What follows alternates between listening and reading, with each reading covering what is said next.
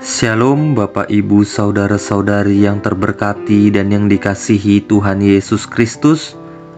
Pada pagi hari ini kita berjumpa kembali untuk merenungkan dan mendengarkan firman Tuhan.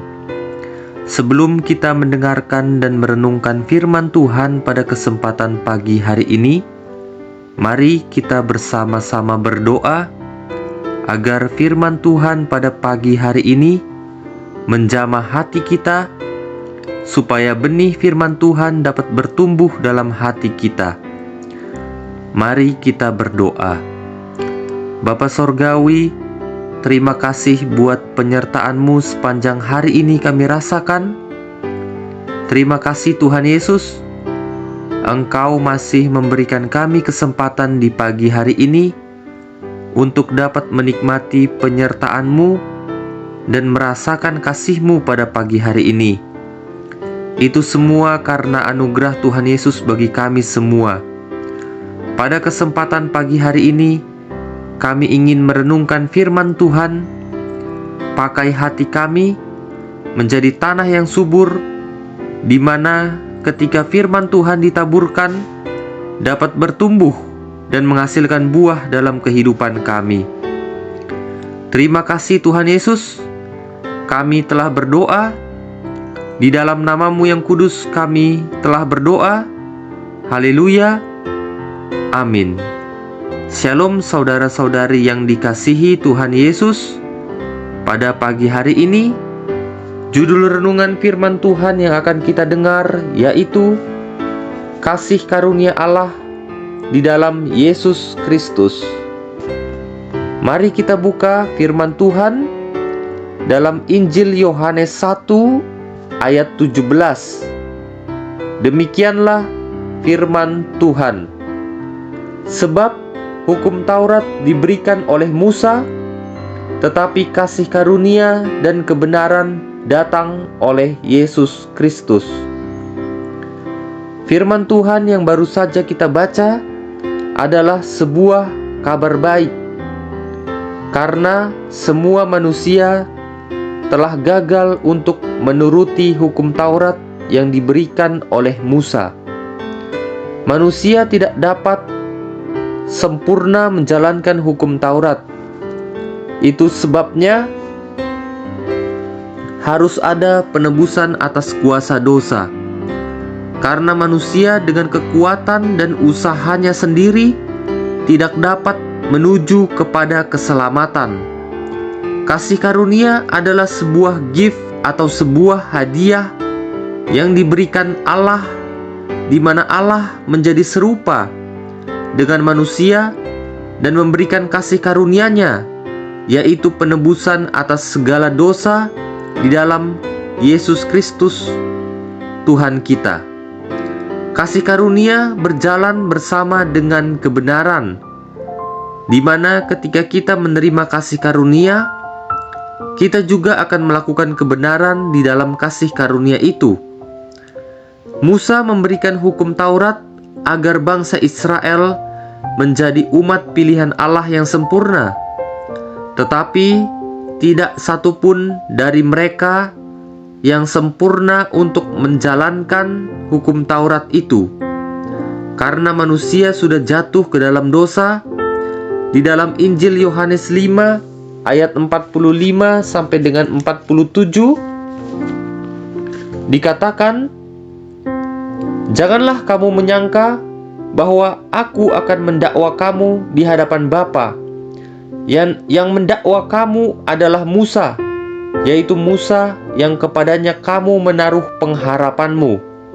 Sebab jikalau kamu percaya kepada Musa, tentu kamu akan percaya juga kepadaku, sebab ia telah menulis tentang aku. Tetapi jikalau kamu tidak percaya akan apa yang ditulisnya, bagaimanakah kamu akan percaya akan apa yang kukatakan?" Firman Tuhan tersebut ditujukan kepada ahli Taurat yang menolak Yesus. Padahal nubuatan Musa mengenai Yesus di dalam kitab Taurat sudah sangat jelas. Ahli Taurat dan orang-orang Farisi menaruh pengharapan mereka kepada kebenaran akan melakukan hukum Taurat. Mereka menganggap bahwa ketika mereka melakukan hukum Taurat, mereka sudah benar di hadapan Allah. Tetapi, sesempurna apapun manusia melakukan hukum Taurat, dosa tidaklah dapat dihapus, karena harus ada penebusan atas kuasa dosa itu. Harus ada harga yang harus dibayar akan akibat dosa itu. Dan melakukan hukum Taurat bukanlah harga yang seimbang untuk pembayaran penebusan atas kuasa dosa tersebut. Tuhan Yesus datang untuk menebus dosa kita. Barang siapa percaya kepadanya akan menjadi anak-anak Allah. Bahkan Musa pun bernubuat mengenai Yesus di dalam Ulangan 18 ayat 18 sampai dengan ayatnya yang ke-19. Demikianlah firman Tuhan. Seorang nabi akan kubangkitkan bagi mereka dari antara saudara mereka, seperti engkau ini. Aku akan menaruh firmanku dalam mulutnya, dan ia akan mengatakan kepada mereka segala yang kuperintahkan kepadanya. Orang yang tidak mendengarkan segala firmanku yang akan diucapkan nabi itu demi namaku, daripadanya akan kutuntut pertanggungan jawaban.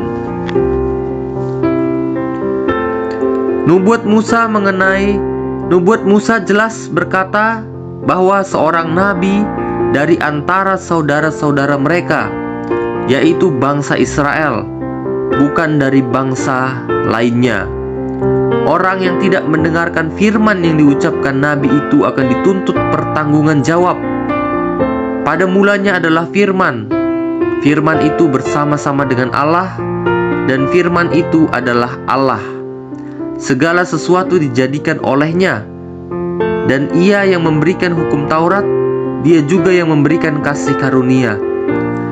Barang siapa yang percaya kepada kasih karunia dalam Yesus Kristus, yang adalah Tuhan yang menebuskan dosa manusia, akan menerima kehidupan kekal di dalam kerajaan sorga bersama-sama dengan Tuhan Yesus Kristus. Haleluya, amin. Mari kita berdoa bagi saudara-saudara yang baru menerima Tuhan Yesus sebagai Tuhan dan Juru Selamat dalam hidup saudara. Mari ikuti doa saya. Bapa Sorgawi, dalam nama Tuhan Yesus Kristus, kami bersyukur atas kasih-Mu. Pada kesempatan pagi hari ini, kami ingin mengenal Engkau lebih dalam lagi. Tuhan Yesus, kami percaya kepada firman-Mu, bahwa firman Tuhan tidak pernah gagal bagi kami. Kami serahkan hidup kami. Tuhan Yesus, berikan kami roh yang selalu percaya akan Engkau. Dan Tuhan Yesus, jamah dan jumpai kami, agar kami mengenal Engkau lebih dalam lagi sebagai Tuhan yang berkuasa mengubahkan hidup kami. Dan kami percaya bahwa Tuhan Yesus yang memberikan kami mujizat dalam hidup kami. Berikan kami pewahyuan agar kami melihat kuasa-Mu dinyatakan bagi hidup kami. Roh Kudus yang tuntun kami, karena kami percaya apapun yang terjadi dalam hidup kami, Roh Kudus menjadi penghibur bagi kami. Kami percaya mujizat Tuhan pasti terjadi dalam hidup kami. Kami serahkan kehidupan kami. Ampuni dosa kesalahan kami, seperti kami mengampuni orang yang bersalah kepada kami. Kami percaya mujizat-Mu terjadi. Terima kasih Tuhan Yesus. Terima kasih Engkau sudah mendengarkan doa kami. Di dalam nama Tuhan Yesus Kristus kami berdoa. Haleluya, amin. Terima kasih saudara-saudari, kita sudah berdoa dan sudah mendengarkan firman Tuhan. Jika saudara terberkati dengan channel ini, saudara dapat like dan subscribe di channel ini. Semoga kasih Allah menyertai saudara sekalian. Terima kasih, Tuhan Yesus memberkati kita semua. Kita berjumpa kembali dalam sesi berikutnya. Haleluya, amin.